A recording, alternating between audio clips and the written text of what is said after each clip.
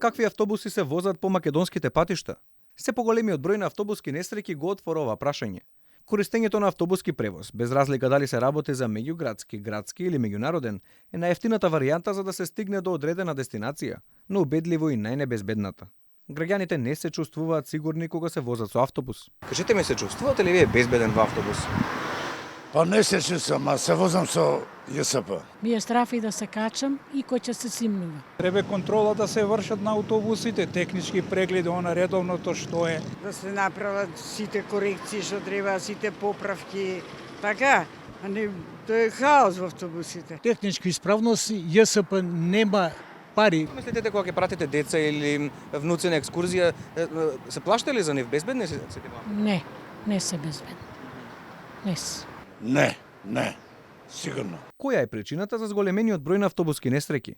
Професорот на Техничкиот факултет во Битола, Стоимко Златковски, вели дека во Македонија се возат стари и дотраени автобуси, со неисправни сопирачки и други уреди за безбедност. Кај причините треба се барат кај возилата, тоест автобусите, како и кај возачите кои што ги управуваат истите. Во задно време компаниите купуваат претежно, не би рекол сите, ама претежно половни автобуси, кои во европските земји после 10 година експлоатација се отпишуваат. А ние тие ги набавуваме и ги возиме, ги пуштаме во промет. Тој проблемот го лоцира кај приватните технички прегледи. Треба контрола врз работата на станица за технички преглед врши полицијата.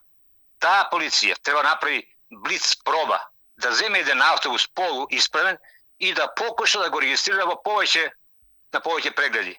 Јас сум убеден дека ќе успеат на 8, тоест во 8 станици да го поминат техничкиот преглед. Според последните информации од Министерството за внатрешни работи, полицијата во првата половина од месец мај санкционирала вкупно 111 автобуси и комбиња кои вршат превоз на ученици, а 51 од нив биле испратени на дополнителен технички преглед.